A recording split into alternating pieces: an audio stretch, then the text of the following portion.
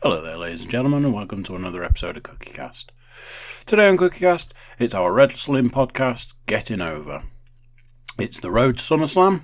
SummerSlam's this weekend, so it's time to talk about SummerSlam, talk about our predictions from the last pay-per-view, and talk about things that are going on in the wrestling world. We had Paul Williams, Stuart Woodmansey came over, and we got stuck into the wrestling. So check this out. This is Cookiecast Getting Over.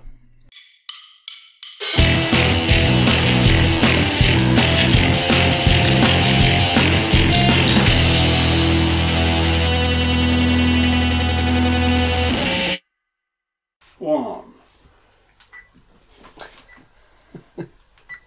Someone's just put a text in that fantasy football group you're saying. Fucking shit out of it. He's obviously delayed it so he knows the outcome of the Chris Smalling saga before he drafts. Perfect. The decision that hinges the rest of the season. Oh, amazing. Technically, we got Andy to do the opening yesterday. I mean, on whatever day it was that we recorded. As in, what, reigning champion of the score prediction? So is that you hinting that you don't want to do it, that you wanted to do it today? Well, I was just going to see if he wanted to go on and make it 2 for 2 in the week. I couldn't possibly. I don't know how this one goes. Possibly. Something about football in it. Something about football in it. Yeah, that's how it starts. Pretty sure, because when we did the football podcast, I opened it with a very wrestling-esque opening. Right. And so now we have to do football-related stuff to start the wrestling podcast. And that'll just really Alright. confuse every... It's still recording in the background. Which is fine, but... Why is it jumped in front? Who rolled your cage? Who rolled your cage? Go on, Stu. Lead us in. Okay, so, ladies and gentlemen, boys and girls, children of all ages. That's what I was waiting for. Oh, welcome along. It is time for Getting Over number 6, I believe, possibly. But, more importantly, on the road to SummerSlam, it is the biggest party of the summer this coming weekend, and it's all going down in Toronto. But before that, we have NXT TakeOver, because it's one of the big 4 of the year. We've got some NXT action going down first.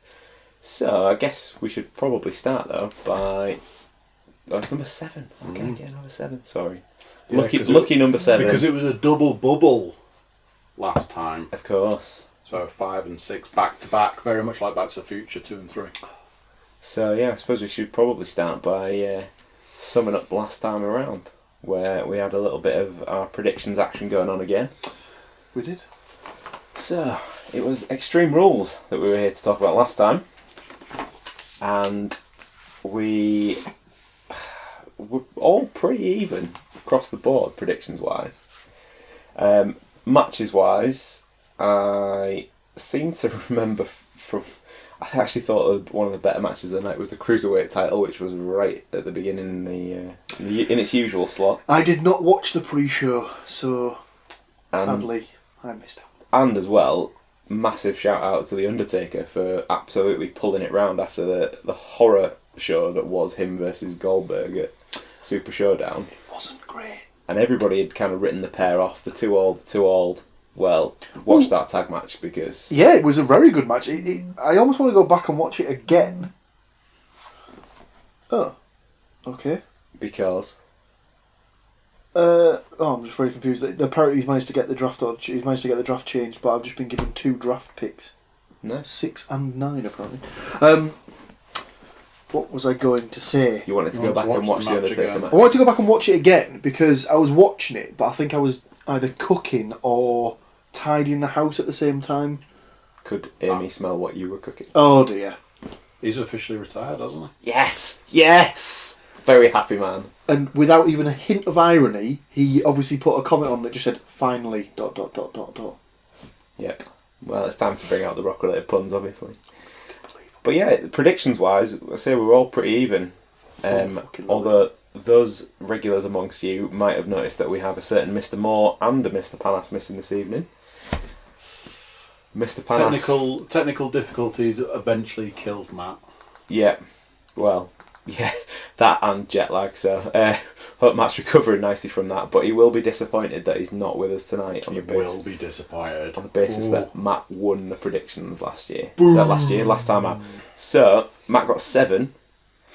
Andy, James, Paul, and me. Wow! All got 6. So it's a very, very close run thing. You see, previously... I've seen who... have you just said who won it? Yeah. Unbelievable. Previously, there was bragging rights. And he's not even here. Previously, there was bragging rights. Then... There hasn't been bragging rights for a number of years. Then the game changed. I don't know when you want to talk about the game changer, but before I was like, I'll give you my prediction. But today I was sat at work and I was like, I'm probably going to have to start watching the stuff on the lead up. I'm probably going to have to start doing a bit of research. Not my usual research, which obviously we'll come on to. But yeah. It's up to you. Do you want to bring it out now?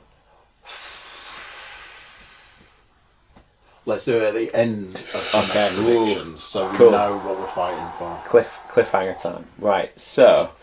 Yeah, Matt did win, and well done to Matt.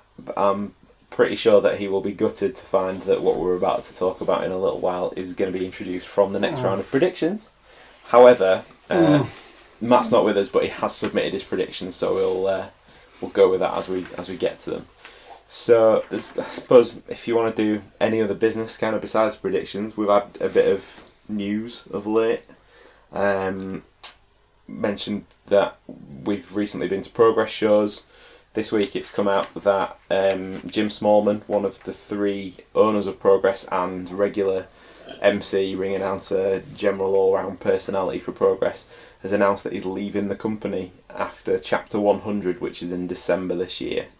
That's to fulfil a full-time role with WWE. Right. So he's already working. Didn't he say something like sort of like family oriented as well? Yeah, basically he does that job now, and Progress, and he's got a little one.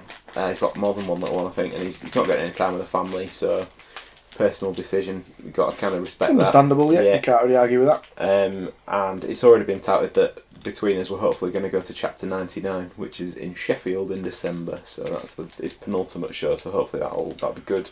Entitled, very very wittily titled. I'll have a flake with that. Chapter 99 with a flake, please. I presume you must have posted something on Facebook about that, because I've seen that this week. Yes, yeah, I have. Very good. Very but good. As we mentioned, he's working with NXT UK now. No coincidence that they're all in Toronto for SummerSlam weekend, and Progress just happened to be touring in Toronto at the moment as well. So isn't that weird? Doing some stuff over there. What a coincidence! But as we mentioned, NXT UK, very happy to say as well that it's been announced that they're coming to my hometown in November for 2 nights of television tapings. Really? Which we have some tickets for. 15th and 16th of November. Filming 8 weeks worth of television in 2 nights, as far as I've been reading. So in case you had wondered, yes, that is a shitload of wrestling. Approximately 8 hours in 2 nights. So they'll just do 2 4 hours. I was going to say that's 4 hours a day, which. But you'd imagine they'd probably budget 5 hours for the sort of like any sort of any chat, sort of changeovers, things like that. If they need to re-record spots and stuff like that, which they probably might need to. Yeah. You know, it is Vince. Well, and if you've been seeing on the dirt sheets, the rumour mill, if you will, apparently I don't know if it's the last 2 or the last 3 weeks, he's had the SmackDown writing team completely rewrite the show the day of recording. I saw that proper cropped up again before SmackDown this week. Reason?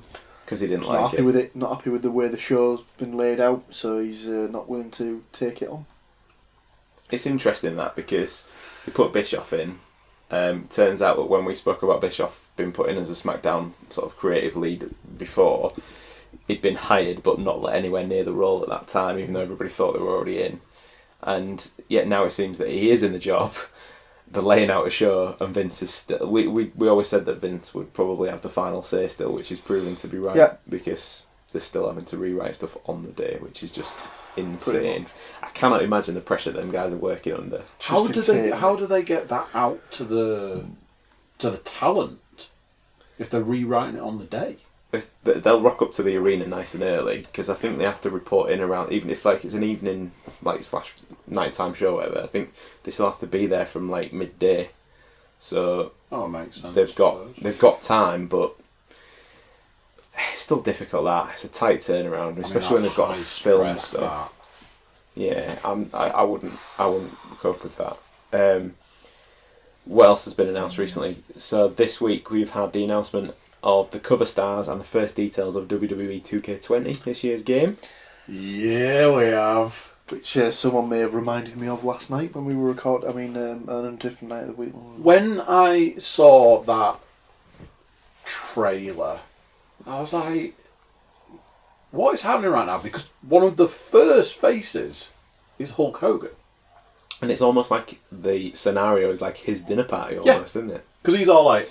Yeah.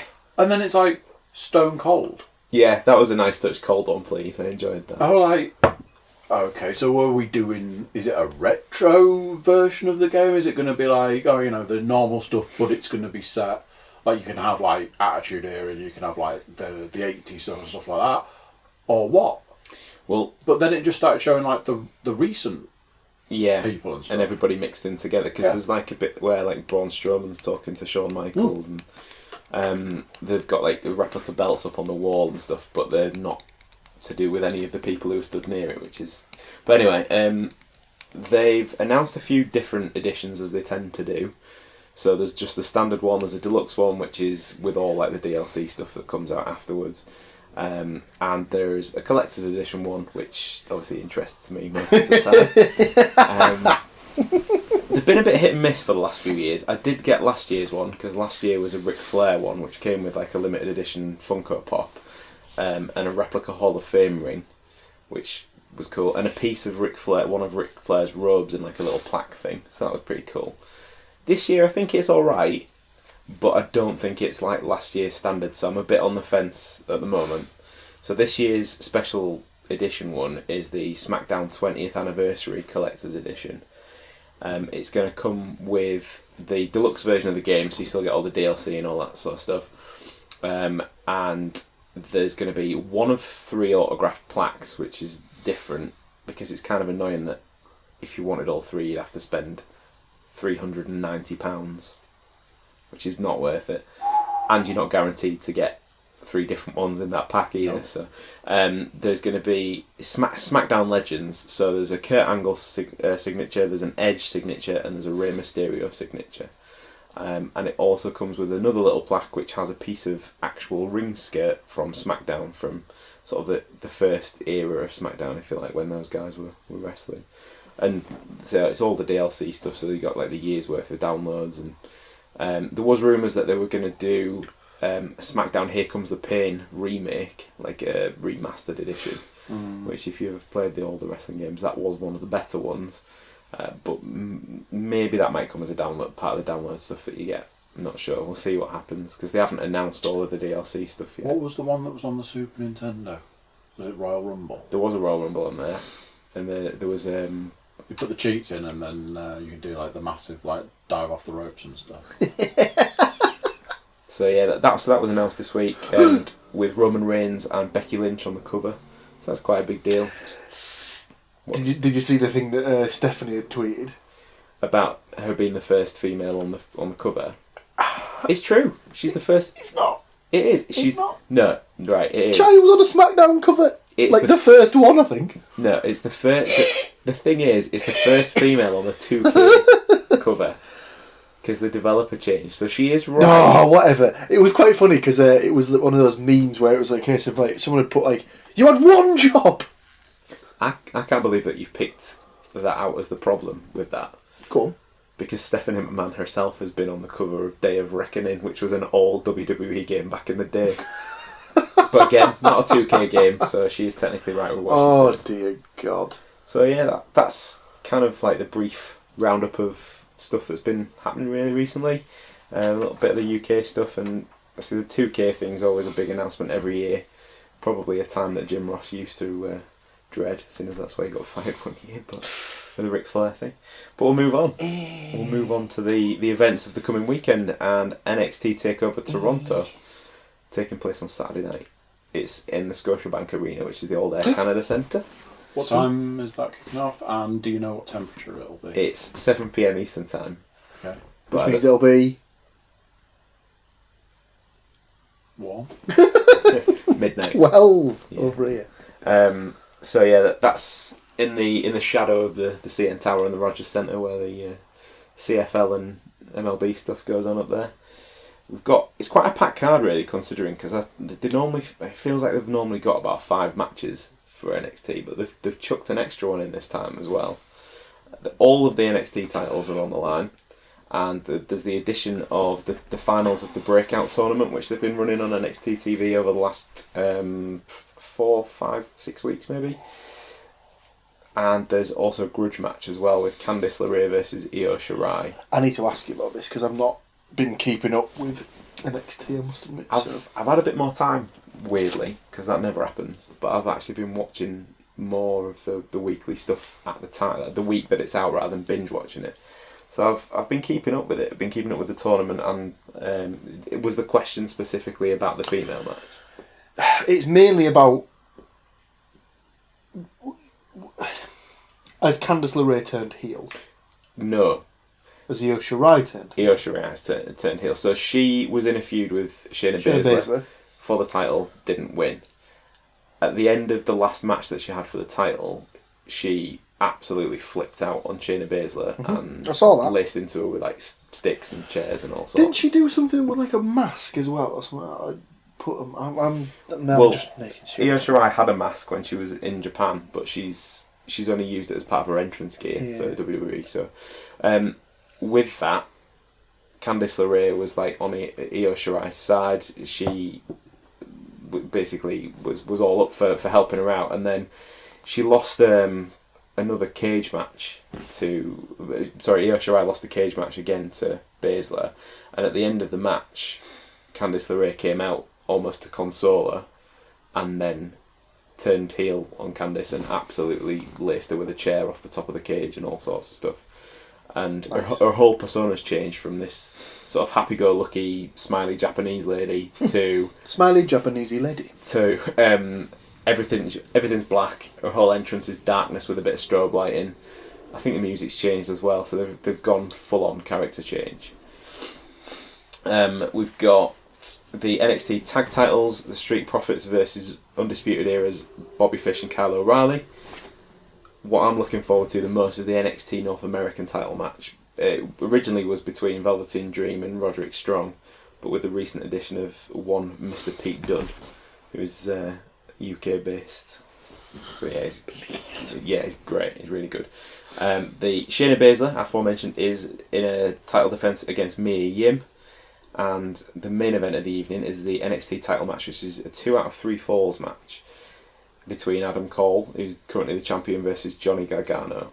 Now, it was announced that each competitor could pick a stipulation for one of the falls. The third fall, if needed, it's going to be needed. It'll be needed. Is going to be picked by William Regal, the general manager of NXT. So Adam Cole picked just a straight-up wrestling match for his stipulation, mainly because the theory behind that was in his promo. He said that Johnny Gargano's nickname is Johnny Wrestling, so he's beaten him in a straight-up wrestling match before. He wants to make sure that he can't be called Johnny Wrestling after TakeOver. Johnny Gargano picked a street fight, just because it's different, I guess, and he's been in a few street fights in his time in NXT, and the third fall, say yet to be decided, could be anything. There's been no hints dropped. There's been a bit of speculation by Mr. Moore earlier on the text today that he thinks it'll be a ladder match. Should be a good shout. Yeah, we'll be disappointed with that. So I'm I'd like it to be a cage match, but I'm not quite sure about the logistics of dropping the cage in unannounced after 2 falls. I was going to say you can't really get away from. You can't hide a cage, can you? No, the people in the arena will know straight off the bat, won't they? Look up. But Matt has also speculated today, interestingly, that if it's 1-1 after the first 2 falls, could we see a return into Tommaso Ciampa just be dropped into the match for the 3rd fall and make it a triple threat? Which I think would be absolutely bonkers if they did it. It would be mental. But who knows? Be different. It's never been. Surely done, you don't rush someone back after he's just had massive neck surgery. That's the worst thing you can possibly do. I don't think they have rushed him though, have they? Because he's been out for a good period of time now. So yeah, that's the card anyway. I've got Matt's predictions on hand, so we'll go through with his as we go through ours, and we'll start with the winner of the breakout tournament finals. That's between Cameron Grimes and Jordan Miles. 2 names that you've probably never heard before. They both have wrestled on the independents, and Cameron Grimes was previously a guy called Trevor Lee in Impact. He was also at Super Strong Style. Really weird beard. He was wispy. It was massive, but just looked really sort of like wispy. Plus, he was quite a thin. He is. He's very thin. Quite a thin, but like very very pale as well, from what I can remember. The winner of a bit Sheamus like. A bit shameless like was that? A bit Sheamus like. I was just going to agree with you on both counts then, because he's got the whole trap magic thing going on for sure. Oh, he definitely does. So the winner of the tournament, basically the idea of the tournament was that it was going to be 8 people who were in the Performance Centre training, but they'd never been seen on NXT TV before to give them a chance. And the winner of the tournament gets to pick an NXT title of their choosing to have a match for, basically. So it could be that they bring somebody else up with them and pick a tag title match, or they could just go straight in for one of the singles. I think Paul was speculating really about the North American. To me, it just makes more sense to probably go for. Well, I mean, it doesn't really. Obviously, it makes sense that you'd go for the big boy title straight off the bat, but neither of the 2 guys in the match are particularly massive. But then again, I suppose if neither are Cole and Gargano, so no, that's true. Who knows? I'm straight in there. I'm going to go with the good guy to win, Jordan Miles. Say Cameron Grimes, as the name probably suggests, is a bad guy. Cameron Grimes, Trevor Lee? Cameron Grimes is Trevor Lee, yeah. Or was. Is that what you're going with? Trevor Lee, please. Okay. So Paul is going Grimes. Same over here for me, please. Grimes for Andy. I say I've heard of him. I haven't heard of him. And who are you picking, James? Oh, wait a minute. James? Matt has picked Miles as well, so we are 2 and 2 across the 4 of us for that. I'm pretty sure he actually picked him, and on the group he just done that emoji that just says. So he knows about as much as me in that one. Next on my list is the Candice LeRae Io Shirai match. I've gone with Candice LeRae for this one, purely for the good guy to win. She hasn't really had. I think it's possibly her first takeover match as well. Whereas Shirai's been on it a bit. She's been on takeovers before, but just never wrestling. Always in like a supporting role. It's always been, oh, Johnny's won. Oh, I'm gonna go and give him a hug. Oh my God, he's been hit in the back with something. Now would probably be the time to tell Andy that Candice LeRae is Johnny Gargano's missus. Right. Or vice versa. I've always thought it would be quite good to, if you wanted to get absolutely like nuclear heat on her, have her turn on Gargano at some point. But it's the logistics of how you do that and stuff like that. But I've always thought that'd be quite a good idea for getting pretty big heat on her. So have you got a choice between either her or the Genius of the Sky? The what? That's her That's nickname, her the nickname. Genius of the Sky. Io Shirai. So it's just like rhymes and things like that. I'll have that. Okay. You like the little mask. Go for Io. Yeah. Paul? I'll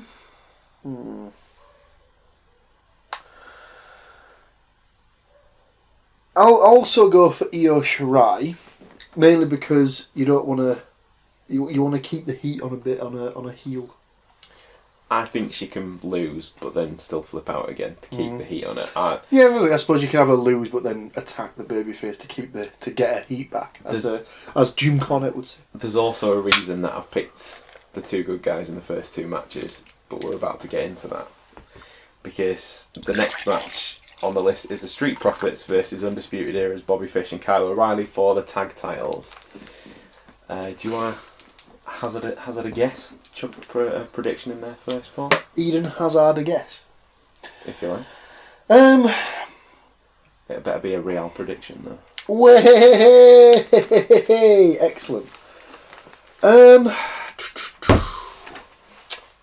Just as a bit of background, I suppose, the Street Profits have been popping up a little bit on Raw, but not This wrestling. is the thing. Are they properly up there or not? They do my head in, honestly. Really don't like them.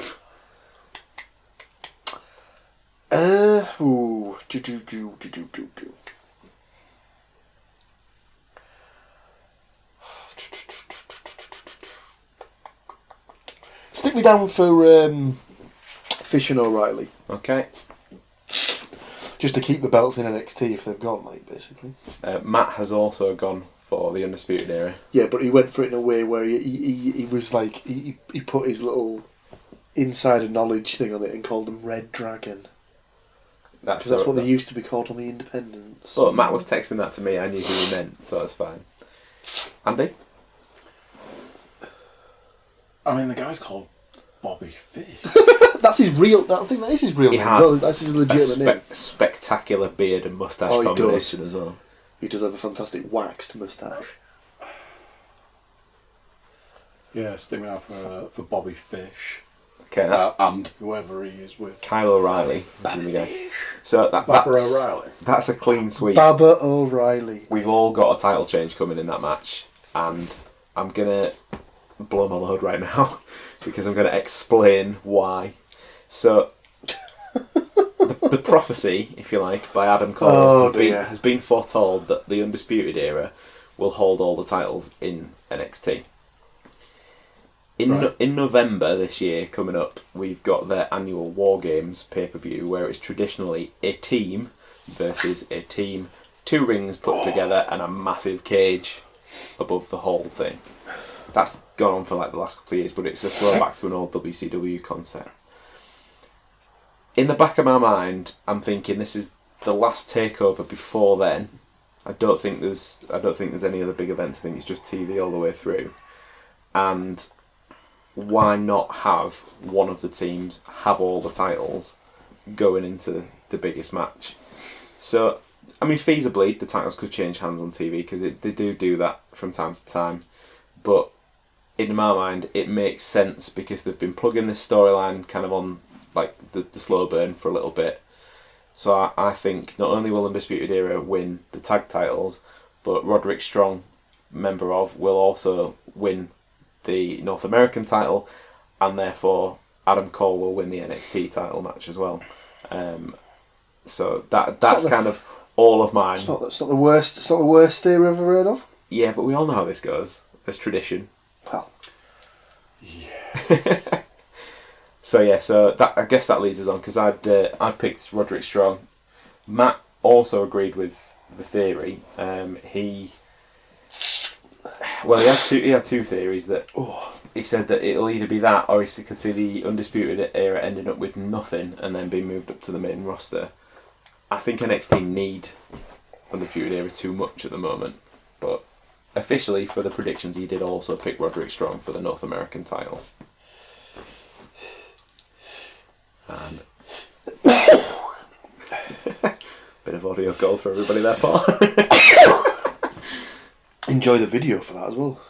I'm going to go out on a limb here and say the reason they've added Pete Dunne to the match is because this is Pete Dunne moving officially to NXT as a full-time member of that roster, and he's going to be leaving NXT UK behind. So I'll have Pete Dunne to be the new champion, please. Okay.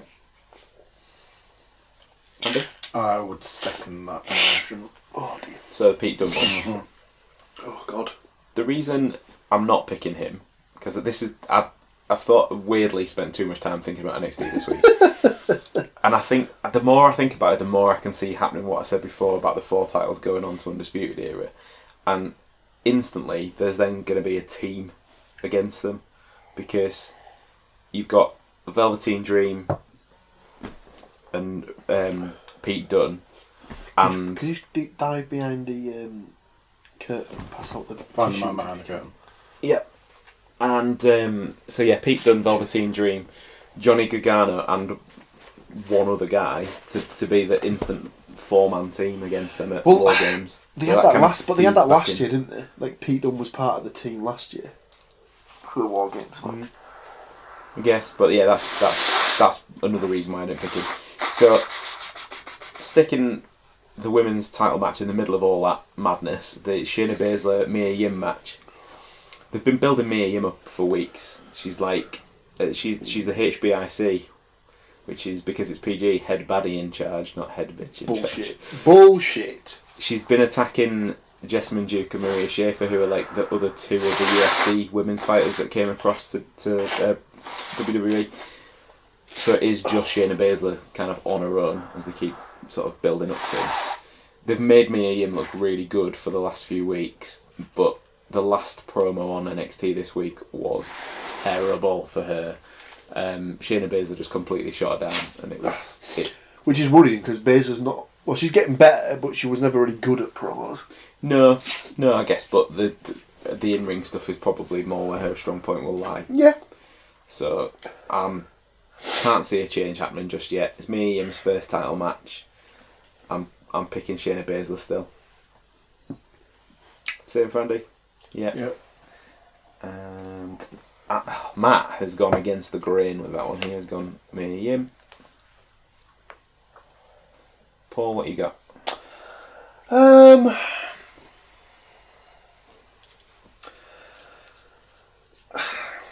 Baszler's had that title for a long time. She has. She must be due a call-up at some point. I think they'll want to bring them all up together, all the UFC people. And as in like they might potentially see what's happening with Rousey and her bubba. Mm-hmm. And then just... Yeah, and then see if they can get the four of them together. Because stable. The dream for them surely has got to be the 4 UFC and the 4 WWE ones. Hasn't Sasha Banks got to actually still be on speaking terms with the company? She's still on contract. I think she'd come back for that.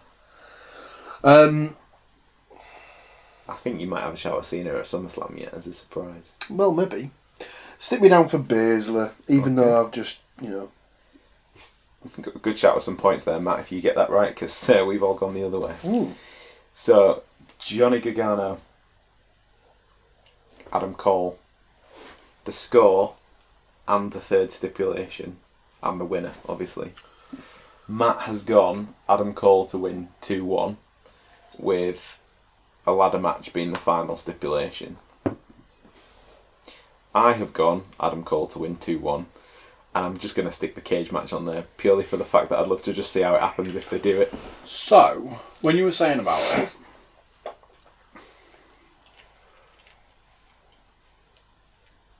something had sprung to mind and I was like, oh, hang on a minute, no, that was a film.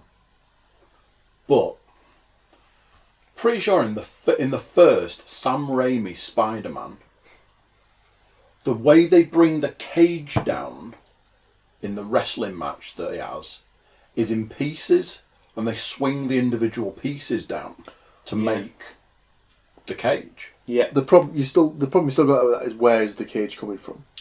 So then I was like, well, even if you had individual pieces that swung down to like interlock and then dropped it in, those individual pieces would still have to be there.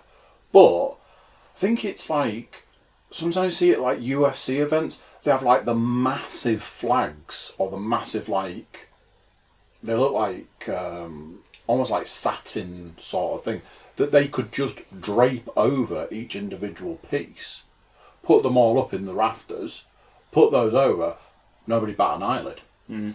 True. And then drop those for the ooh, and then drop the pieces. Mm-hmm. Oh, people are going mental. Yeah. But it would be cool. It would be cool. But not likely. So what do we think that the final stipulation will be? And will it be needed? It'll definitely be needed. Definitely. So that means you're also going with a 2-1 prediction. Yeah. Yeah. Adam Cole or Johnny Gargano? Johnny Gargano.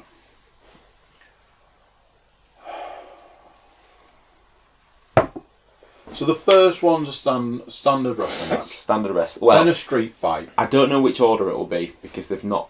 I don't think they'll specify this until the night. But one of them's definitely straight up wrestling. One of them's street fight. To me, it would make sense to be in that order.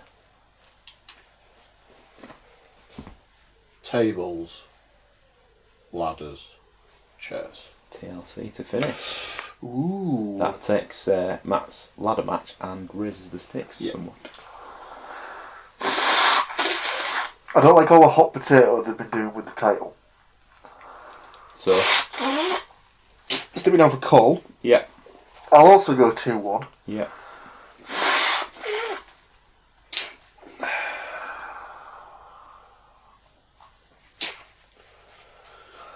The fact that they've said that they've not announced the fact that they've not announced the final stipulation makes me think it's going to be something that's like never been seen before. But what that would be, I don't know. Part of me wants to put like a first blood match or something like that, but that would be insane. Not going to happen. My other thought of the cage match would have been submissions, but I think that favours Johnny Gargano too much. It does, but you know, Cole's a good enough wrestler that he can actually like find a submission hold. Plus, they've got a submission match at SummerSlam as well, so that would maybe take away from that. Is it stupid to suggest that it could be like a 30-minute Iron Man? Yeah. Being as they've already had, like, because if... Stick me down for a 30-minute Iron Man. Wow. Okay. If it is a 30-minute Iron Man, I will eat my shorts. Because there's no reason why you can't have two very quick falls. No, but then... And then... Because it's already got, like, a score, it's kind of just extending that. And then as well, Well, yeah, but if you think will the about Iron it, Man match be like, no... Well, I guess... But if you think about it, if it goes to one each, Yeah. it basically just resets to 0-0, doesn't it? So you could argue that it's exactly the same. Okay. Everybody has... There's locked in. We're all good for that. And yeah, if anyone else is watching along with Takeover, send us your predictions. Send us what you think. We've the following night, moving on to as I said, the biggest party of the summer, the best tagline in all of wrestling advertising, is SummerSlam 2019, also from the Scotiabank Arena, also at 7 PM, but on the Sunday night. It's the first time that SummerSlam's been held in Canada since 2004. Which was my first live pay-per-view. I had to throw that in there. So not for watching it, Oh, as you've in got it actually, on. as in actually been there. I was just having a little talk. Why is my foot? Why is his phone like sort of like falling off his leg? The card is huge now, absolutely huge. That's what she said. The there's rumours it could be a WrestleMania-esque running time. Please no. If it is, I'm tapping out. Don't want to know. We've got 9 confirmed matches with a possible 10th, which is a long night. Starting from what I would consider to be the very bottom of the card, recently announced Dolph Ziggler versus Goldberg. I saw this the other day. And how do you feel about that? Well, let me tell you. It was. I feel a little bit like when I saw it, I was like, I don't think you were the only one. Trust me. because wasn't there something about Dolph Ziggler returns for this match? He's a bit missing a minute, isn't he? Yeah, they've kind of brought him in to like just sort of be like a placeholder for other people's stories a bit, and like originally it was like him and the Miz, and then they had Shawn Michaels get involved in like an angle between them. So then it was like, oh, we don't know if it's going to be Shawn Michaels. And then this week it's like, Goldberg's not had anything to do with it at all, but now he's having the match at SummerSlam. It's just seems a bit strange. I get the impression it's to kind of look for Goldberg to make amends. Almost. Yeah, it feels like they're still trying to cash in on the big names that are well and truly into their twilight years. So there's that side of it, whilst simultaneously going, but we haven't got anything for them to do. It's just dawned on me. So obviously, Undertaker versus Goldberg at the Super Showdown was an absolute shitstorm. They got the Undertaker back and put him in there with some younger guys, and it made him look awesome. Do you reckon they're hoping that if they do that with Goldberg, it'll be the same thing? Yeah. Well, my theory was that they're trying to make people forget what happened, which is ironic because Goldberg can't remember half of that match from Super Showdown anyway. That's what happens when you knock yourself out on a ring post, kids. Well, yeah. He needs to stop headbutting doors as well. Yeah, he absolutely does. Because of the length of the card, I'm assuming that we're just going to do prediction by like now, as opposed to reeling them all off and then going through it. So, unfortunately, I have picked Big Old Bill. Big Old Bill! Because Goldberg, I feel like he needs to make amends for the horror show that was Super Showdown. And clearly at this point in time, they've got no intention of letting him go, or, ride off into the sunset sort of thing. So that makes the most sense. It makes more sense for him to win and still be relevant. It's the Hulk Hogan principle again. Yeah. When they were trotting Hulk Hogan out for his matches in like 2005, 2006, 2007, you always knew he was going to win because it was a case of they don't know how many more matches they're going to get out of him. And unless it's to put over an absolute up and coming youngster, there's no need for anyone to beat him. I guess some people would argue though that Dolph Ziggler's career at this point may need that. Yeah, because I suppose he's been to the top, but not for a long time now, and he's just been sort of treading water in like the mid to undercard. He's like if he had that win over Goldberg is a big enough name that it would put Ziggler right up there again, and it'd give him something to talk about from now until eternity. Yeah, but true. Do they have that? I don't feel like they seem to have that same trust in like the Ziggler of 2019 as they maybe did sort of 10 years ago. So I picked Goldberg. Matt has also picked Goldberg as well. I'll make that 3 for Bill. There's absolutely no way Goldberg loses that match. Queen's Although I have been burned by that before. Fuck you, Bailey. Absolutely. There is no way. Just Bailey. not going to happen. My word. My word. The possible match is something that stemmed from SmackDown this week. Have you seen the stuff about Roman Reigns? And he's got a mystery attacker. He keeps having unfortunate things happening to him. Silly man. So last week he was walking to an interview. Whilst being filmed walking to the interview, which to my knowledge in the history of all the time I've watched wrestling, they're just there waiting for the interview. So something's obviously going to happen. And all of a sudden, this big pile of crates and like metal frame scaffolding falls on top of him. And he manages to escape out the side just in time, but it looks pretty shaken by it. Refuses any medical attention. Samoa Joe spends the weekend getting blamed for it. Monday comes around for Raw. Samoa Joe's like, no, definitely wasn't me. I'm not doing it. We're not doing anything else till I get this apology. Definitely wasn't me. So Roman Reigns doesn't show up until half an hour before the show finishes, which if I did that at work I'd get fired for. And Samoa Joe goes to meet him in the parking lot. Whilst they're having a bit of back and forth whilst they stood at the front of the car, another car tries to hit Roman Reigns but ends up hitting the back of his car, and just like that's it. It's like and the whole thing is like, oh, everybody's shaking because it can't be Samoa Joe because he was there. And it was revealed on SmackDown the night after that his attacker was Eric Rowan.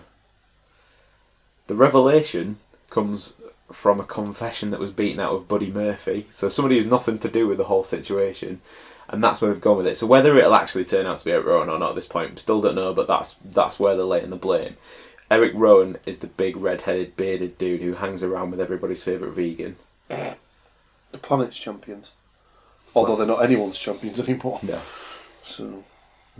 Well, so it's not been confirmed, but they've been alluding to the fact that Roman Reigns will do something at SummerSlam, and it would therefore seem feasible that it'll end up being Roman Reigns versus Eric Rowan. Yeah, but there's been this rumour that it's going to be him versus Bryan for ages, hasn't there? Well, that's obviously the next step after that, isn't it, if it happens? Firstly, will the match happen? It's not been confirmed, but will we get a match or will we just get some... It'll be a Cena versus The Undertaker from WrestleMania situation again. Yes, we'll probably get the match. Yes, it'll probably be shit. Yes, Roman Reigns will obviously win. But also as well, Eric Rowan could then become a record holder for the shortest match at WrestleMania and SummerSlam. Oh God, can you imagine that? If that was to... Poor old fucker. If it happens, for me, Reigns is winning. Yeah. If it happens. Yeah. Andy's then agreeing with that. Yeah. Matt's already agreed with that. Paul, would you say Reigns will win if the match indeed takes place? Oh, 100%. Yeah. Cool. Let's put that. Has he lost then? Oh yeah, he lost at Super Showdown, didn't he? Yep. So has he lost to the best. Has he lost a single match since he's come back? I like. Well, we were talking about that, weren't we? We were saying like he's still probably in that area. He's probably going out of that sort of bulletproof area now, and he's probably going to start seeing a few losses coming. Unfortunately, he's lost his sympathy vote. Yeah, which is not nice to say, but no, but it's understandable. But he's got to get back to normal at some point. Yeah, resort to type, if you will. I think one match that's piqued a little more interest is the debut of The Fiend, Bray Wyatt versus Finn Balor. You right there? You having fun? So, is anybody surprised that this is where this guy gets involved? Well, now then, I have mixed feelings. About how the match has been set up, or about who's going to win? About how it's been set up. Right. Because I saw, to me, the Firefly Funhouse stuff has been hands down the best for as long as I can remember. Addition to something, the fact that they put it, they took the chance to put it in there, and there was the list of reasons why they were doing it and stuff, and the way they've played it and stuff. But then it did start to move into the, has this gone on for too long? When are we going to see him actually wrestle? When are we going to see The Fiend? All this, that and the other. The thing I saw was Finn Balor talking in the ring going, I don't know why this is happening. And he was a bit like, I'm not sure why there's this situation, you know. Something about a previous argument, and he's like, I don't really, and I'm like, if you don't know why it's happening, how are we supposed to know what's going on? And then he announced his right. Let's have a dust up, and then the Fiend was like, okay, let's do that. I did quite enjoy the little video afterwards, because like the one thing that Bray Wyatt is doing, I think. When the Firefly Funhouse thing first came out, it was the episodic kind of nature of it. Yeah. Whereas since that kind of bit finished, they've had to just kind of have him replying to like Finn Balor, and sort of pass comment on the other stuff he's done. But the bit that he was referring to from times gone past was there was a few years ago that it was supposed to be Balor versus AJ Styles, and then AJ got ill, didn't he?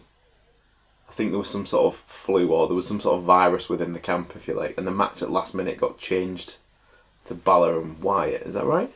No, was it not the other way around? The other way around. So it was supposed to be Finn Balor versus... No.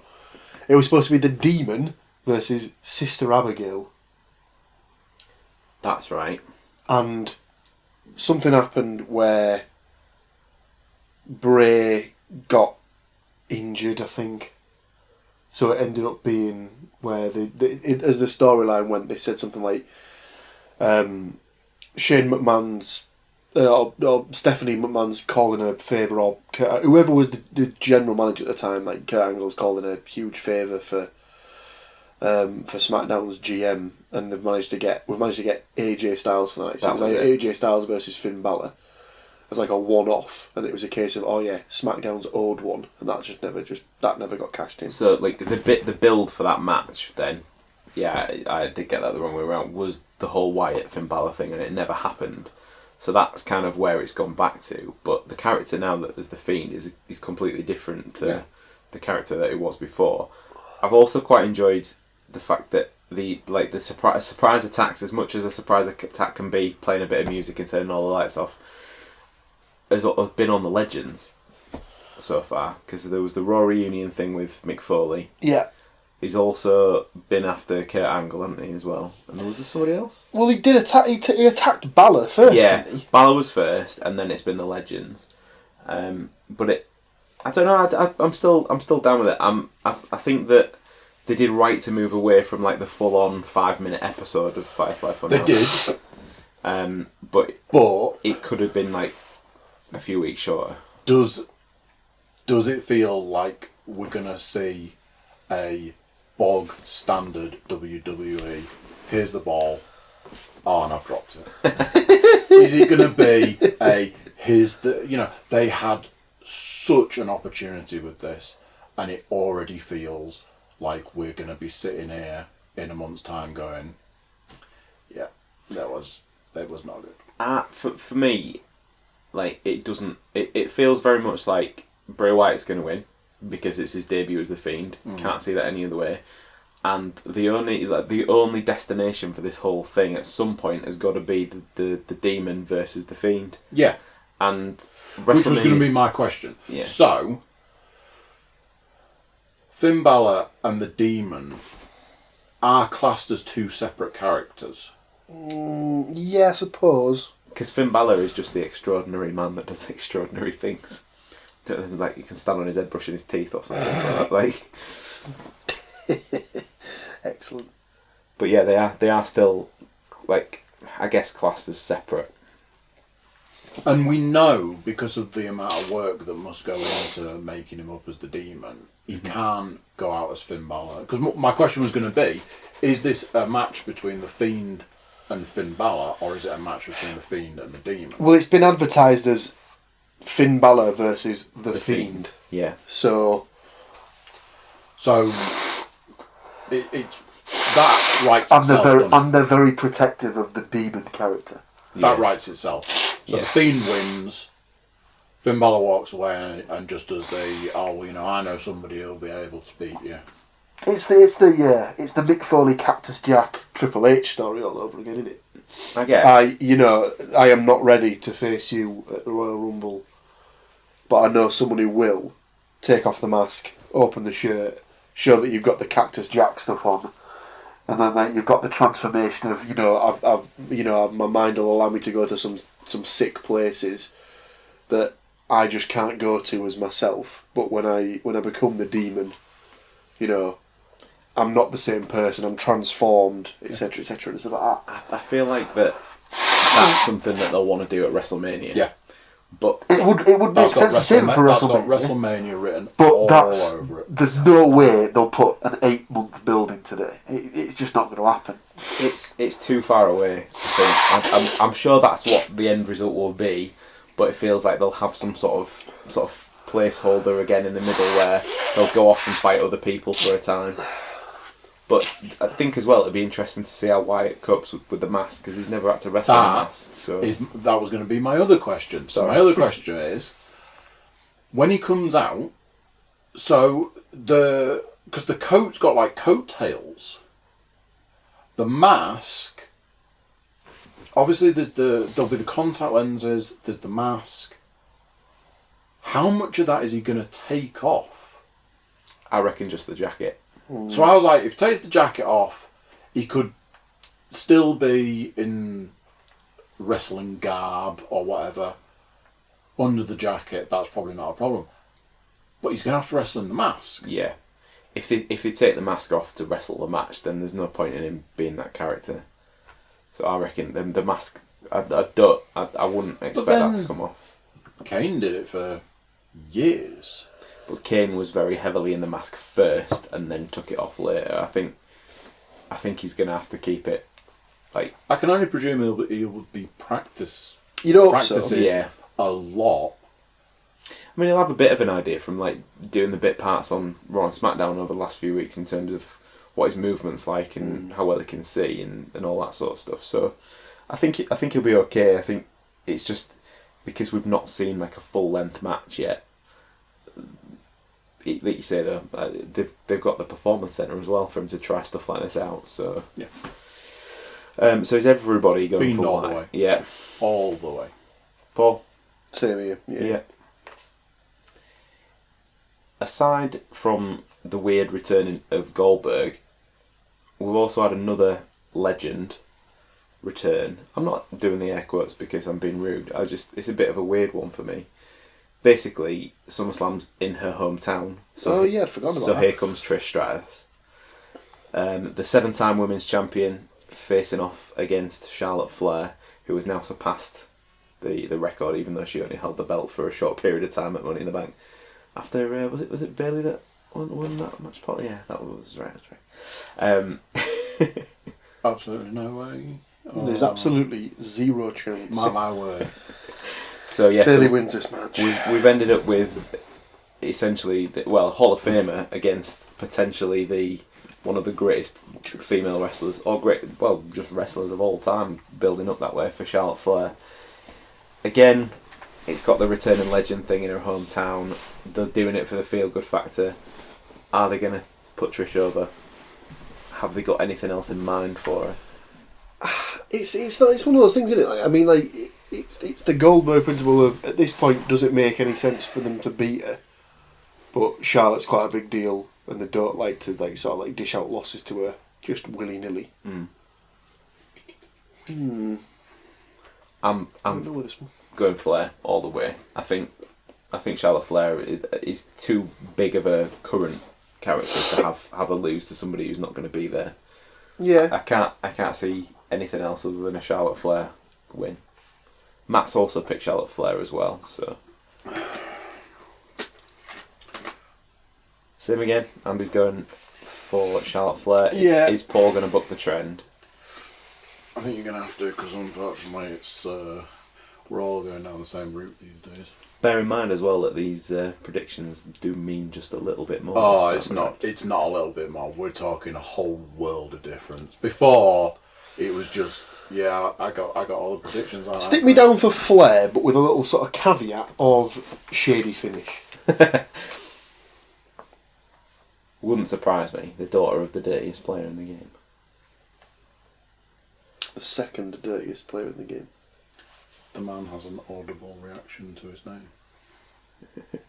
Whoa. Whoa. Not going to try and do What's that that? because I might break your microphone. What's woo? You know what woo is. So Someone bit. we've also got a US title match. I've said this before. Could be the match of the night if they give it time. Again, should be, really. AJ Styles versus Ricochet. The Irishman. The Irish guy, Rick O'Shea. Mm-hmm. They've just reformed the club on Raw, so Luke Gallows and Carl Anderson and AJ Styles were originally part of Bullet Club back in their New Japan days. Bullet Club was something that they can't bring with them, so they just call them the club. Finn Balor was also a previous member, and he has Balor Club, so they're still trying to hang on to that. But they've just reformed as the OC, something like the official, the only, no, the original, the Crew? official, the only club that matters. Oh, Jesus. Is why they've been given the OC. Why are they allowed to get away with this nonsense? Well, the T-shirt's pretty cool, but that's just me. Fucking nonsense. Gallows and Anderson have not been seen anywhere near the tag titles for a very long time. They reform with AJ Styles, they get a title match the following week and win. So they're now the Raw Tag Team Champions. The week after, I believe that AJ won the United States Championship, or possibly 2 weeks after AJ Styles won the United States Championship. So 3 of them are title holders at the moment. It feels, and we'll get into this a little bit further as well, it feels like it could be a really, really boring SummerSlam, because I'm not seeing that many title changes coming, and I definitely can't see one in this match coming up. I'm not sure where they would go with it if Ricochet wins, on the basis that this newly formed group has got 3 title holders. I definitely read into these way too much, because they could just do what the hell they want with it. Well, that's what they have been doing recently, haven't they? But for me, it's Styles. I don't like. I said it before with the NXT title. I don't like all the hot potato with the title. So they've changed it, and then they changed it really quickly again to put it on Styles. Don't change it again to put it back on Ricochet. Just like keep it on Styles. Build a little story. Have these two face each other for 3-4 pay-per-views in a row, and then have Ricochet get the big win at the end of the program. So Styles for me. Okay. Andy, I see what you're saying there. Straight for the Ricochet. For the big Irishman, of course, obviously. I'm gonna have to make my pick in this round of the draft and then excuse myself for 30 seconds. I need to go. Tinkle tinkle. Matt has also gone for AJ Styles. Rockcockett. So, moving on, we have Kevin Owens versus Shane McMahon. Now, there's an added stipulation on this match, I believe. There is an added stipulation with this. If Kevin Owens loses, he quits WWE. Interesting. Interesting.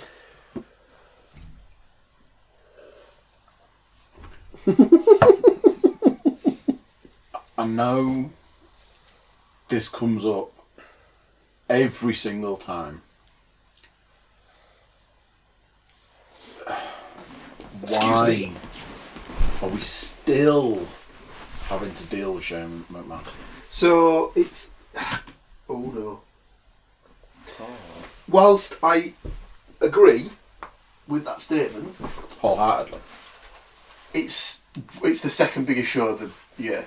So, you can understand why he's on it. Yeah, but we didn't maybe need him in every month building up to that. We absolutely. Well, it's been on. I think he's been on everything since January, because it was when we started. It was the whole him and the Miz as the tag champions. Which I was just about to say. We started with the Miz, and that just went on and on and on. Why are we now talking about Kevin Owens? Well, Kevin Owens is almost trying to. It feels like they're trying to reinvent Stone Cold. There's 2 reasons for this.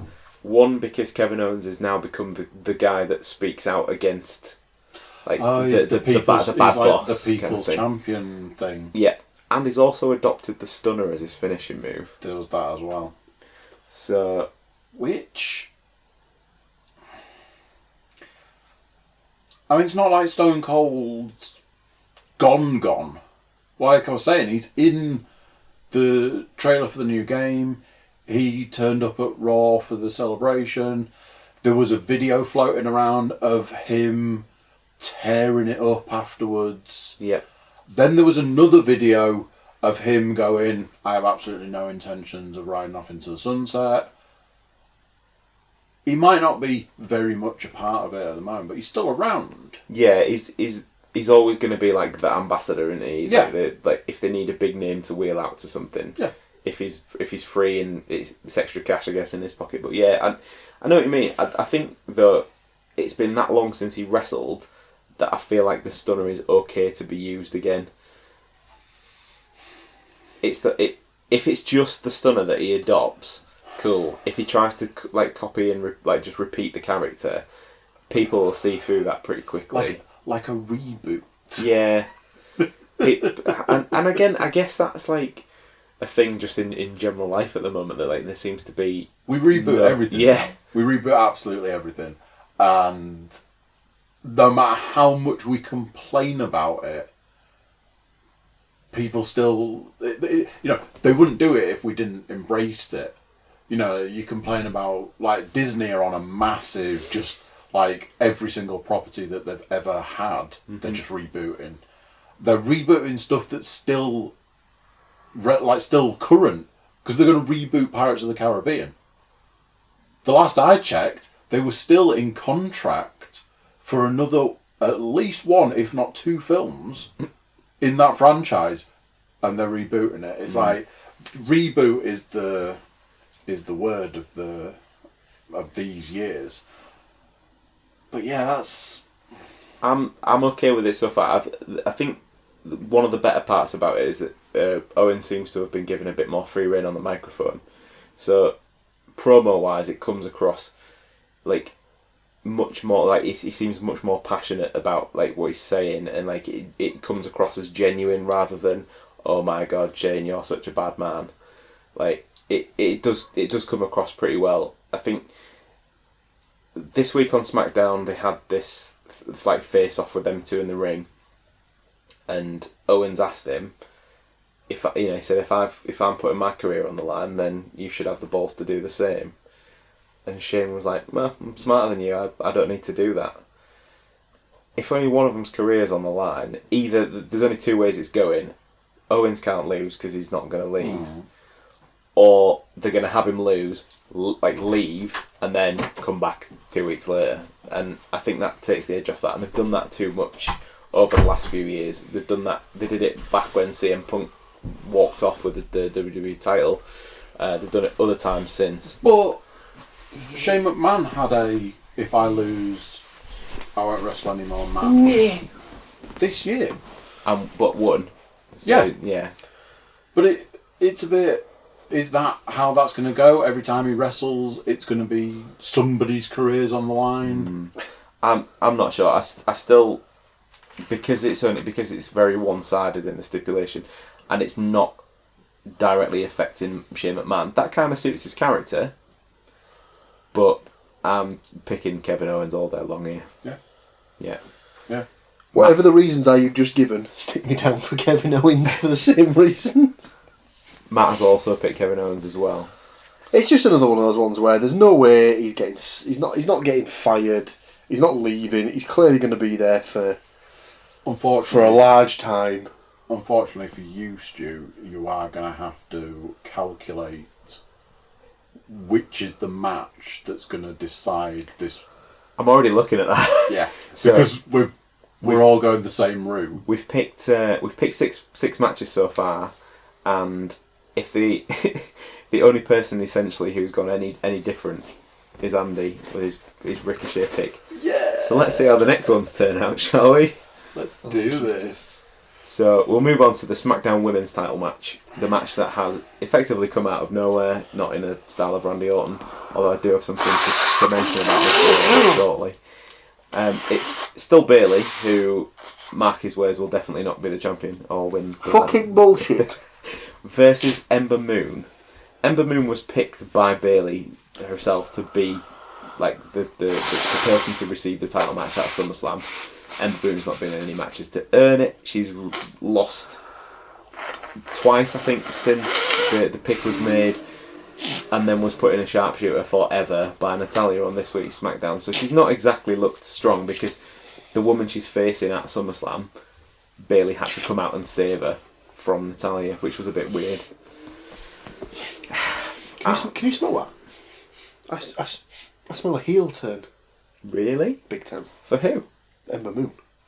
Right, okay. So is that your pick? No.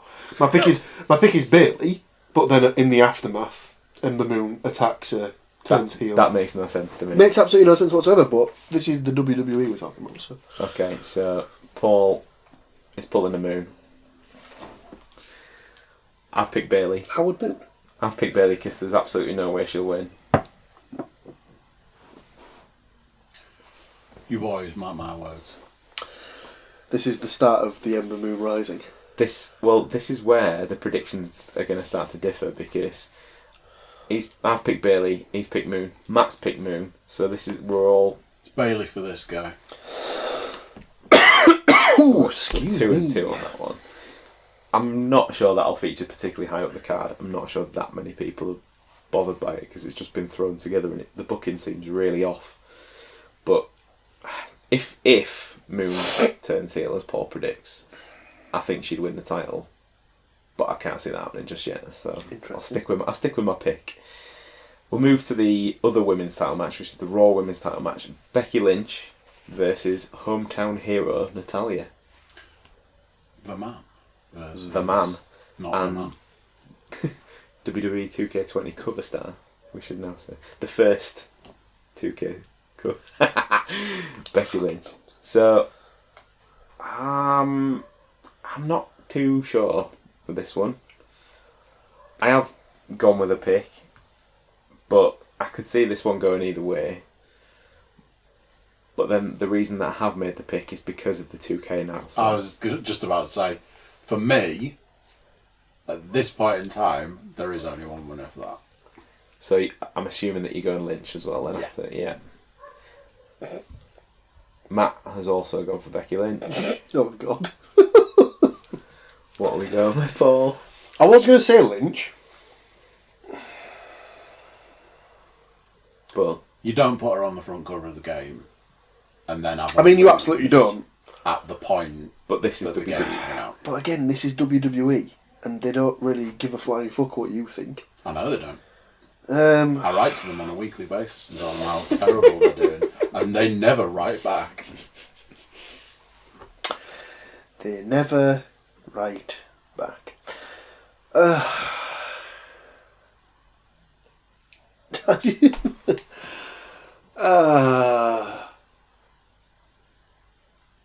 Can't be this hard, Paul.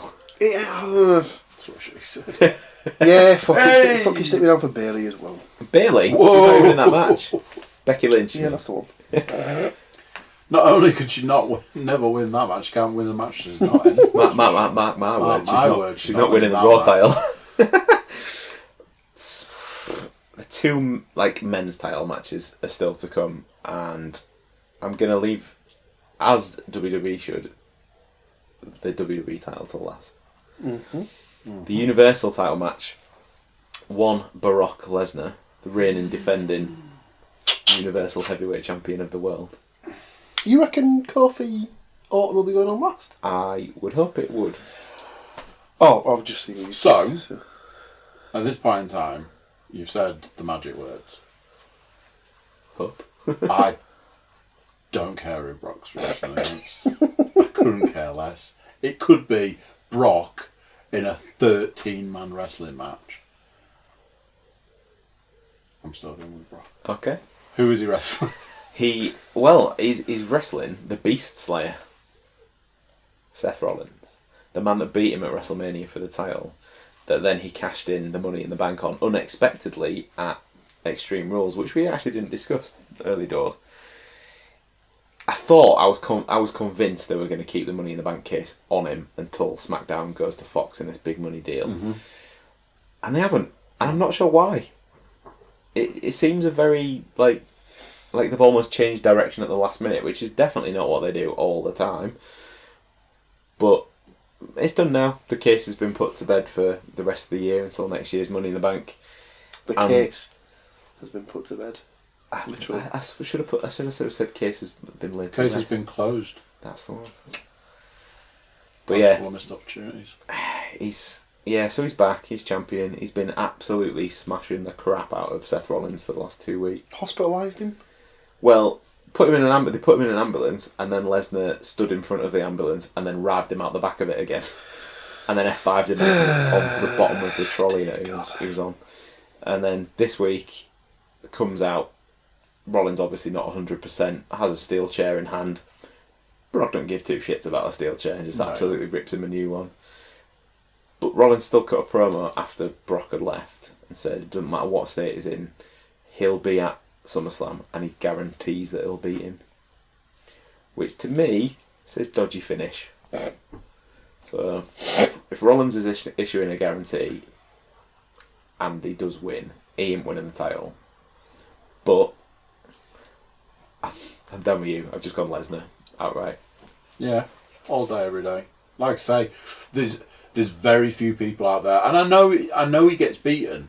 You know, I know when he wrestles, he doesn't always win, but there's never going to be a point in time, and I can't think of anybody that you could say, this person's wrestling, and I'd be like, that don't feel good, maybe it's not going to be. Like I said, I didn't need you to tell me who the other person was. Like, Broccoli Rob, all the way. Seeing as apparently that UFC Broccoli fight is Rob. happening in February. No, he's already announced his retirement from the UFC again. I love it when people announce their retirement. That announcement this week made my day. I was very happy about it. We've already mentioned. Oh, The Rock retiring, for fuck's sake. You need to give it a rest, man. You need to just let it go. That was a happy day for me. How can someone hate The Rock? I just don't get it. We've been through this. This is literally the most electrifying man in all of entertainment. I have no problem with him now. I'm quite happy to watch Ballers. But I think that people have a very rose-tinted view of his wrestling. Because of how good he was. They have a very, very clear I saw opinion. a video the other day of him throwing a belt and Stone Cold off a bridge. Yep. Amazing. Yeah, why not? But that wasn't a wrestling match. It was the promo stuff. Yeah. Anyway, we digress. So, Paul, We digress. Lesnar, Rollins. I've said it about 4 times already, but I don't like hot potato with the titles. Stick me down for Brock. There must be a reason, because in fact, the last time we recorded, you said there's absolutely no way that cash-in comes any time before the very first debut edition of SmackDown. I was convinced that was happening. So there must be there's clearly a reason why they've had him cash it in then. Is it because they're going to bring in Cormier for that time period instead? That would be insane if they did. But he's apparently been in talk. It's been touted. We'll be cracking if it happened, but yeah, if they're not going to make it happen in real life, then why not in the WWE universe, as it were? So then, what I'm hoping will be the main event of the evening, which is definitely one of the matches that's holding my interest more. Kofi Kingston versus Randy Orton for the WWE title. This is not necessarily for the title, but something that really should have happened about 10 years ago. Well, they've announced it as 10 years in the making. Yeah. So the time Kofi Kingston was on his way up, it was one of the hottest things in there. They did this whole thing where Randy Orton had a NASCAR, with his face on. It was all like Viper branded, and Kofi Kingston tipped paint stripper on it as part of the feud. Kofi Kingston put him through a table at Madison Square Garden, and Orton was very much the kind of the cocky heel character at the time, that Kofi Kingston was nothing to him and all the rest of it, and that kind of helped to build Kofi. And at the time, they just flattened it completely. They just went away from it. Kofi went back to being pretty much a nobody, like wrestling on the bottom half of the card, and Orton continued winning his world titles and all the rest of it. But they've actually, weirdly, and with some good booking for a change, they've brought all that back into the story, and they've said actually it was Orton and his sort of stroke, if you like, that kept him down. And one of the promos a couple of weeks ago, Kofi confronted him about that exact thing. And when you're then expecting Orton to be like, no, wouldn't do it, blah, blah, blah, you're just rubbish, he went, yeah, I did.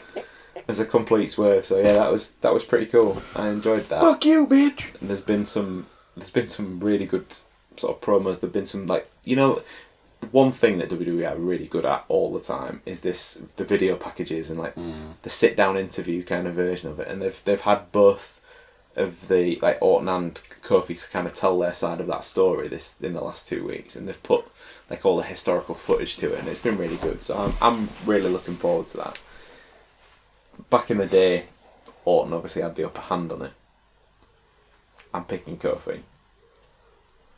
I think it's Kofi's sort of redemption story. I think, in a way, if they could have had the title on Orton at WrestleMania rather than Daniel Bryan, it would have made Kofi's WrestleMania moment even bigger at the time. But it is what it is, and we've got as far as SummerSlam now with, and again, this is another one where Kofi actually picked him, and for the reasons that we've mentioned. So I feel like it is kind of like the redemption sort of angle. So yeah, I'm picking Kofi. Mr. Moore, on the other hand, has gone with one Randall Keith Orton. Matt is an Orton fan, self-confessed Orton fan though as well. So he's maybe gone heart over head on that one. But I think so. Does that mean you're picking Kofi too? Oh yeah, big time. So how long? So he'll have had the belt for about 5 months. Yeah. 4 months. 4 months. Yeah. It's not really long enough to be deemed like a decent run with it for me. So I think he needs to hold on to it for a little bit longer. I think Kofi's sort of benchmark has got to be beating Jinder. If he has a longer title reign than Jinder, then I think he'll be pleased with that. Yeah, I'd say so.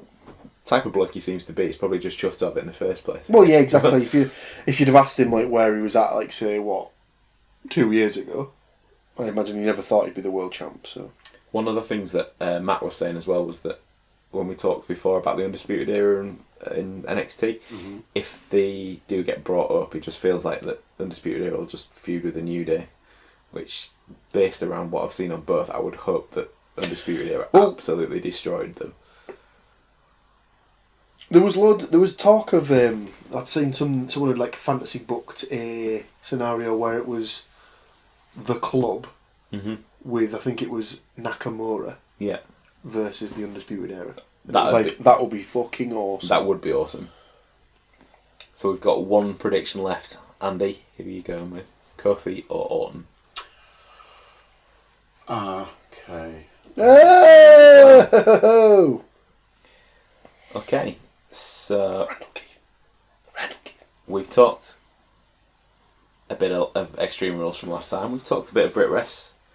We've talked a bit of NXT TakeOver and SummerSlam. All the predictions are now in place. Want to take it from here? Oh dear God. It's a lovely velvet bag. It's the Velveteen Dream. Can you imagine if we had like the triple glasses as well? So, like I was saying before, previously, it was just bragging rights. It was just, I don't feel like I should be announcing this. I've had literally nothing I'll to hand do it. with I'll hand it over. back. I'll hand it over.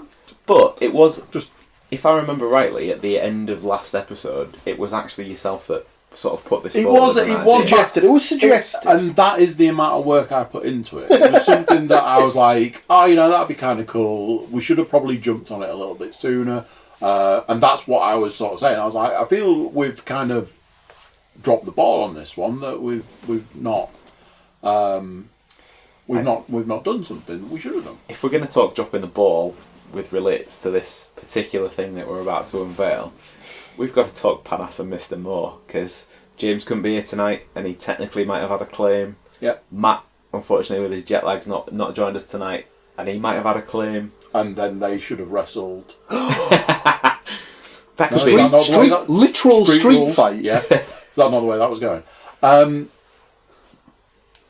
So since that conversation that was live on air, I had a conversation with this man and possibly one of our missing contenders, saying at that point in time, totally didn't read the room right, because I was like, we should have got a title. We should have got like a title, like a belt. That would have been cool. James Panas, like, whatever. Paul Williams, like, yeah, whatever. A man who likes to collect the odd title here and there. Your face was just like, hold that thought. Yep. I think the fingers were smoking by the time we turned the cameras off. And I feel quite honoured to have had a series of updates. Well, I had to share some stuff to make this happen. And the next time you get a chance, just take a panoramic of like some of the items that you own. because I am sad, I have got a video from door to door. It was just before it was at the point it is now, but it's like... That's for insurance purposes. That's not sad. That's for insurance purposes. 5 minutes long. Surprising enough, that room might have a lock on it that's slightly too high for the kids to reach. No, it doesn't. We'll get that's one for us. So, But anyway. we've predicted the matches. Stu, what are we fighting for? Well, in the purple bag, we have The velvet bag. the newly unveiled Getting Over Cookiecast Oh my pay-per-view predictions championship, That's what the stickers are for, is it? which I don't know how long I'll have to hold this there for. Hold it for a little while. So we can see that some of you may recognise the basic design of the belt that might have been customised somewhat. Amazing. It's glorious. So yeah, so this is the title that we will be awarding to the winner of this round of predictions. I just need to. Oh, it's bad form to touch the trophy before the final. Everyone knows that, Andy. I just Everyone need knows to. that. I just need to. Yeah. Try it on for size. Is he doing his best rock? So yeah, it was Feels right. It was a little something that when Andy mentioned it, I was like, hell yes, I'm definitely have a look at it. getting involved with Because it. I didn't notice the writing on it and stuff like that. I believe that these are also Yep, additional. there is a little bit of additional bling on there. Glorious. Have you rhinestoned this yourself? I did stick them on myself. Yeah. So So a little bit of customisation, but just a little bit of something to play for. So yeah, Absolutely incredible. Cookiecast Presents Getting Over now has its own championship title that we will play for on a monthly basis. Yeah. I guess Amazing. the one thing to say would be that if there is a draw in the predictions, there will have to be an actual fight for it. Oh my god. But if Paul's taking chops, we know who's losing, so you know. I was going to say, has to be a chops match. So yeah, Shirt off, Chops out. that's chops an out. entirely different podcast. As basically. As Joey Styles would have said, the first plate of chops has been served in the evening. I'm going to get for when I win it, I'm going to get a glass case that's going to sit across the back of there, and I'm just going to put it in the glass case. Are we going to do a thing where, say, like what happens with the Champions League trophy, if you win it 5 times, you get to keep it, and that one gets retired, and we have to bring in a new trophy? If that's the case, whoever's won it 5 times will make the next one. I like it. But yeah, this was a big shout out to Sarah as well, because she helped us out with this. There was, it was a bit of a nail biter. It was at various points. It was like, there was like a picture. It was like, we nearly got this, okay, but we didn't. And then literally, I think it was the next day. It was like, yeah, it's done. Yeah. Just glorious. Was visiting the bay for see what I could scour, and one went, and then one literally came up the next day. I So want it so much. yeah. Well, who knows? We have got a few differences, so it is all up to play for, unless your name is James Panas. Yeah. So bear in mind as well, we've not just got the SummerSlam predictions, we have got takeover predictions. So are we basing the championship entirely on SummerSlam with takeover as a decider? Because we've both done it. Because we've both done it. Because we've done them all. Or are we just doing the whole thing? I'd say just use them all, but if it starts to get to the point where we're needing a tiebreak or something like that, we might have to start rethinking.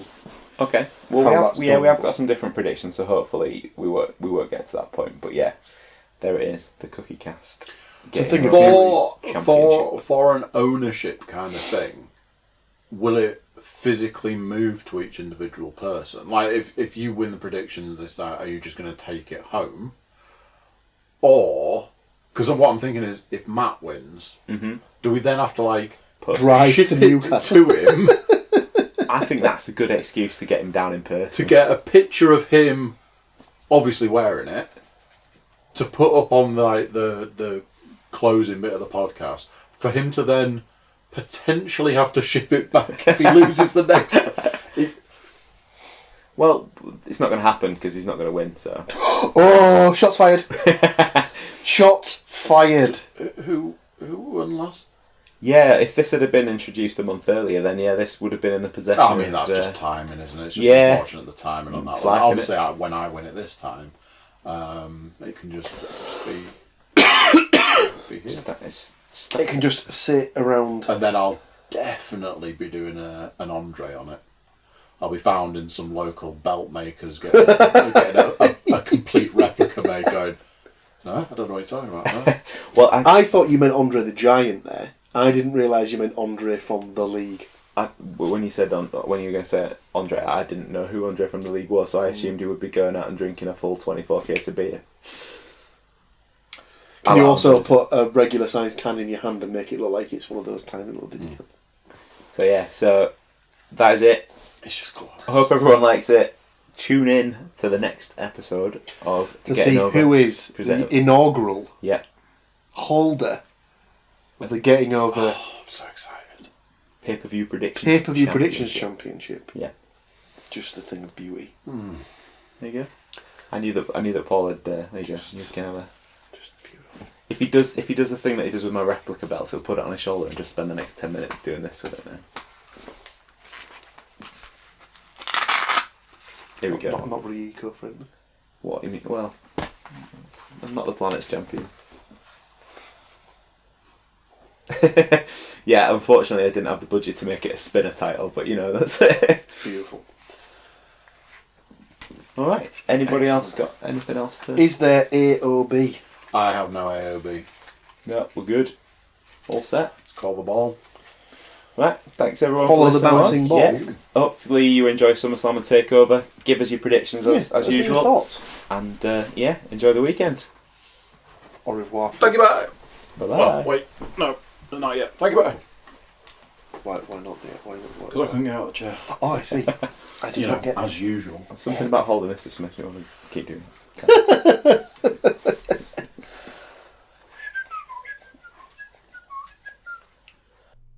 So there you go. What do you think to that? Another one in the bag. Another podcast gone. Another pay-per-view gone. Another pay-per-view to come. Everybody who's watching on YouTube, make sure you're subscribing to YouTube. Subscribe to the channel. Drop us comments, things like that. Everybody jump over to thecookiecast.com. Check us out over there. Send us social media love. Drop us an email. Tell us what your predictions for the upcoming pay-per-view is. Tell us when you're going to come on the podcast. So there we go. Another one done. Another one in the bag. And until next time, I'm going to say bye. Bye.